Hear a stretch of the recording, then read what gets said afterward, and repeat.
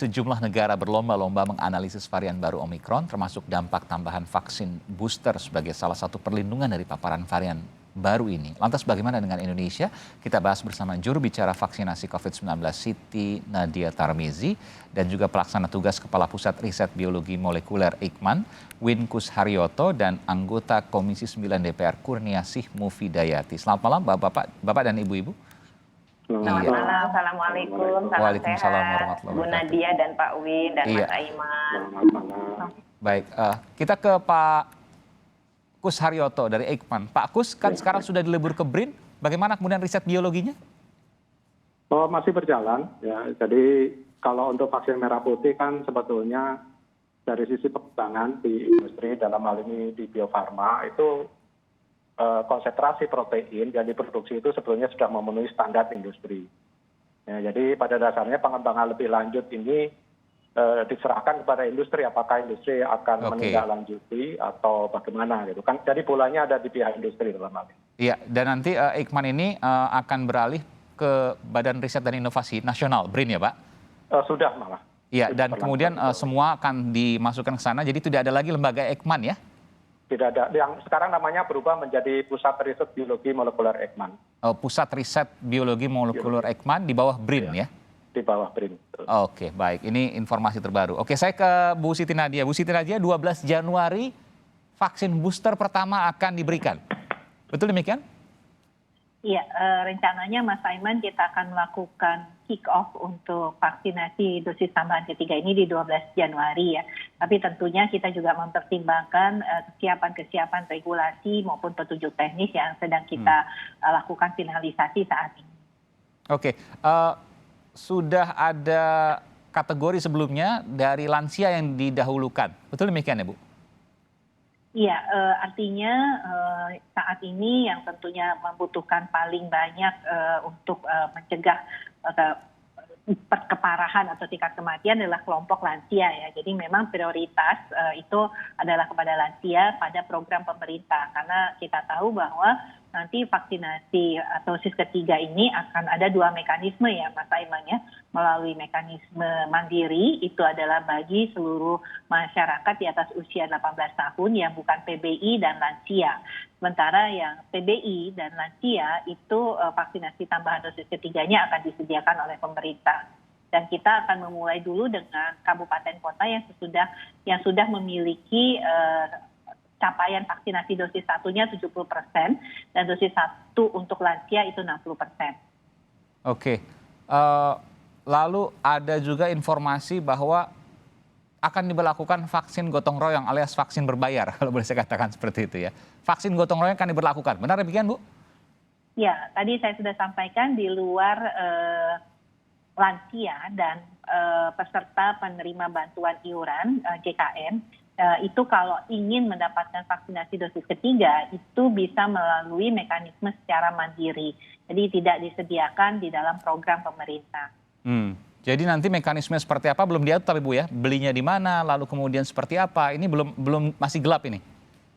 Ya, yang pasti akan dilakukan di fasilitas pelayanan kesehatan swasta ya, rumah sakit swasta atau rumah sakit BUMN. Sementara vaskes pemerintah seperti puskesmas, rumah sakit pemerintah itu akan fokus pada penyelesaian vaksinasi dosis 1, dosis kedua yang kita tahu ini sudah mendekati 80%, jadi kurang lebih masih ada 22%, dan vaksinasi dosis keduanya yang masih 47%, kemudian vaksinasi pada anak usia 6-11 tahun, dan vaksinasi tambahan untuk lansia dan PBI tadi. Oke, saya ke Mbak Kurniasih, kembali bergabung Mbak Kurniasih, lain topik tapi kali ini soal vaksin. Ada komentar soal ini, vaksin booster yang juga nanti akan ada vaksin berbayar? Iya, kita sudah membahas tentang vaksin booster ini pada tanggal 14 Desember 2021, itu rapat terakhir sebelum masa reses kami ya. Dan kami sudah mendetilkan kebutuhan dari vaksin yang ada. Dan yang secara utama itu kami menyampaikan kepada Pak Menteri bahwa sebenarnya kita berharap vaksin ini bisa berjalan dengan sukses dan lancar ya. Tidak mengalami hambatan dan juga tidak ada persoalan sebagaimana capaian dari vaksin kedua yang sampai sekarang ini masih ada sejumlah kota kabupaten ya.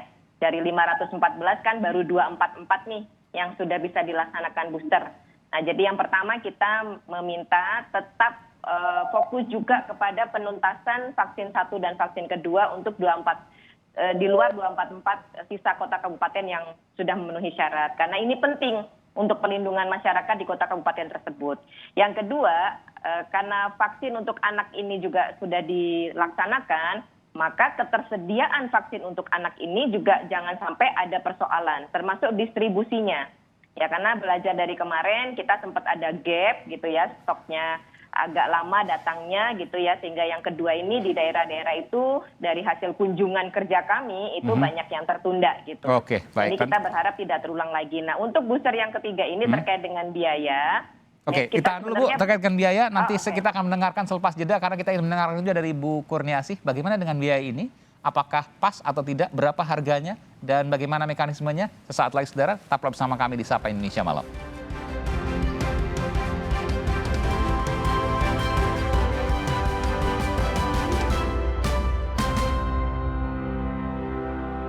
Baru, Barista Special Blend by Top Coffee. Paduan kopinya lebih strong. Beli 2, ekstra 1. Barista Special Blend by Top Coffee. Diteguk nikmat, enaknya, no debat. Buktiin sendiri.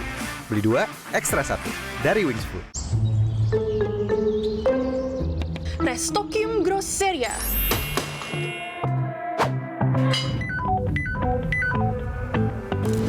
Nidius Entertainment. Wah, pakai fitur lifestyle di BCA Mobile. Semua bisa terkabul, mantul. Makanya buka tabungan dulu di BCA Mobile. Warming up dan cooling down penting untuk menghindari risiko kram dan nyeri otot setelah berolahraga. Jaga kesehatan dengan berolahraga, jaga tubuh tetap fit. Mau hangout? Jauh, boleh-boleh aja, asal tahu caranya, tahu batasnya. Kalau nyeri otot, kan terpen aja.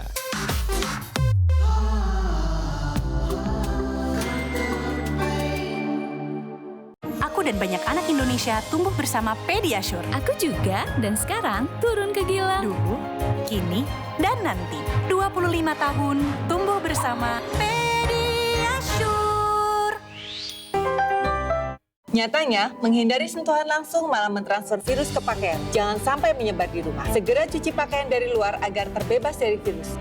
Pastikan pakaian keluarga terlindung dengan deterjen berdisinfektan. Dipersembahkan oleh ID, didukung Soklin Antisep. Wingscare. Inovasi baru, Soklin Antisep. Deterjen plus protection. O2 Active Power, Ultima bunuh kuman bakteri sampai tuntas. Melindungi hingga 48 jam.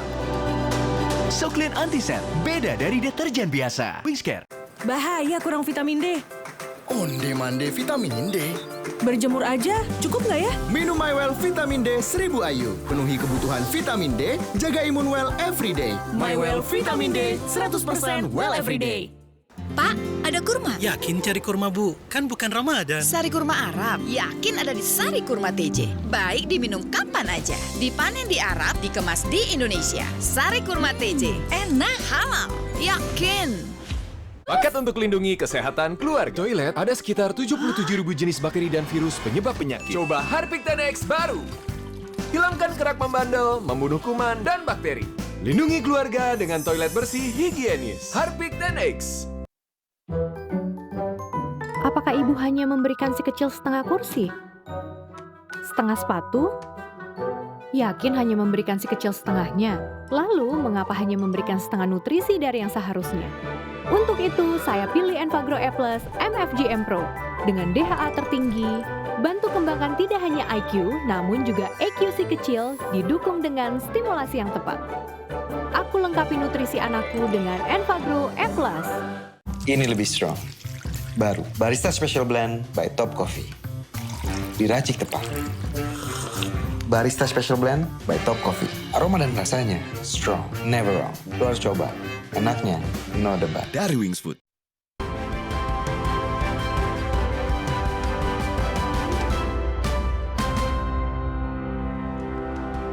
Ya, saya langsung lanjutkan tadi Bu Kurniasi Mufidayati soal vaksin booster yang juga mengandung vaksin berbayar. Bagaimana Ibu punya pandangan soal ini? Silakan. Ya, ini juga sudah kita bahas ya. Jadi di rapat tanggal 14 Desember itu kita juga rapat bersama BPOM, bersama Itagi dan juga Bio Farma. Ya. Dan kita meminta sebenarnya dihitung berapa sih kebutuhan anggarannya gitu. Kalau harus sampai berbayar ini, apakah betul-betul APBN kita nggak mampu mengcover dari yang sudah diputuskan bersama-sama di Komisi 9 pada saat itu. Dan kalaupun memang harus berbayar, ya ini di dalam catatan singkat rapat pada saat itu sudah tertulis dan setiap catatan bersama itu dilindungi oleh undang-undang, artinya harus dilaksanakan. Saya bacakan ya, ini hasil catatannya adalah bahwa ketika memang harus ada biaya gitu ya, maka penentuan harga vaksin booster ini harus terjangkau gitu ya. Jadi harus ada standar harga yang sama, jangan sampai seperti beberapa waktu yang lalu ada harga yang sangat berbeda-beda sehingga kesannya sempat disebut tuh harga kisarannya? Waktu itu Pak Menteri belum bisa mention karena sedang dihitung dan kita mungkin ini akan menjadi agenda rapat. Kalau usulan dari DPR mungkin ada, Bu? Kita belum bisa menghitung karena kita meminta laporan berapa sih kebutuhan anggarannya. Kalau bayangan Bu Kurniasi pribadi? Anggarannya ada yang dari APBN, ada dari APBD kalau waktu itu kita bahas. Kalau bayangan Bu Kurniasi pribadi dari hasil yang kemarin sudah ada dari dosis pertama, dosis kedua yang gratis itu ya, lalu dosis ketiga ketika berbayar, kira-kira harganya berapa, Bu? Tentu ini yang ingin diketahui. Kita nggak bisa pastikan ya karena saya belum tahu ininya belum tahu harga basicnya berapa. Iya, saya dengar bahwa dalam kisaran 300.000 betul? Oh, saya malah belum dibahas itu. Belum pernah ada angka yang dibahas ya. Artinya kita prinsipnya tidak ada komersialisasi di dalam vaksin ketiga. Bagaimana memastikannya? Harus berbayar. Kita akan melakukan pengawasan ketat di Komisi 9. Tapi kalau berbayar kan artinya harus lewat minimal BUMN, misalnya Kimia Farma, misalnya sebutnya seperti itu, dan lain sebagainya. Tapi kan Menkes bisa mengeluarkan surat edaran sebagaimana surat edaran penentuan harga untuk PCR, untuk antigen, itu kan bisa diatur oleh jadi mirip seperti PCR ya? Ya, regulasinya harus diatur oleh Kemenkes. Tapi PCR juga turun-turun terus, harganya juga nggak jelas, Bu. Ya. Makanya kemarin kita udah kasih masukan jangan terulang kasus harga PCR. Jadi sejak awal dihitung bersama aja. Nah ini akan kita pertanyakan nanti di rapat di masa sidang ini nanti. Jenis vaksin nanti saya akan tanya ke Bu Nadia terakhir, tapi sebelum saya ke Bu Nadia saya ingin ke Pak Kusharyanto. Pak Kusharyanto pertanyaannya dua. Yang pertama, vaksin booster efektif untuk varian Omikron dan varian-varian yang mungkin nanti akan muncul. Dan yang kedua soal vaksin merah putih. Apa kabarnya? Kalau berhadapan dengan varian Omicron sebetulnya minimal ya yang dibutuhkan adalah jumlah antibodi untuk saat ini. Jadi mungkin bisa saya berikan penjelasan apa yang terjadi 6 atau 8 bulan misalnya setelah seseorang diberikan vaksinasi dosis kedua dari vaksin Sinovac. Itu biasanya konsentrasi antibodi atau jumlah antibodi di dalam tubuh itu sudah sangat jauh berkurang. Ya, bahkan sudah di bawah level. Ini merupakan hasil studi yang sudah cukup banyak dilakukan bahkan oleh tim dari Sinovac. Tapi kalau antibodi masih bagus, mudah-mudahan tidak tertular gitu Pak ya? Ya artinya kalau kemudian jumlah antibodinya turun drastis akan lebih bagus kalau itu ditingkatkan lagi. Dan booster itu sudah terbukti bisa meningkatkan jumlahnya 3 sampai 5 kali lebih tinggi bahkan dibandingkan ketika memperoleh dosis kedua. Artinya ada harapan. Baik. Vaksin merah putih Pak, singkat saja, apa kabarnya? Vaksin merah putih saya berikan penjelasan yang terkait yang dikembangkan oleh UNER dengan PT Biotis ya. Jadi mereka sebetulnya memiliki target sampai tanggal 17 Agustus ya. Paling tidak akan diperoleh izin penggunaan darurat. Itu targetnya. 2022, 17 Agustus 2022 Pak ya. Nanti kita akan tunggu. Sekali lagi semuanya tergantung dari hasil uji klinis baik 1, 2, dan 3 yang dalam waktu dekat ini sudah akan segera dimulai. Oke, baik. Terakhir ke Bu Nadia. Bu Nadia, jadi vaksin booster akan dimulai 12 Januari. Vaksin gotong royong atau yang berbayar atau mandiri tadi akan dimulai kapan?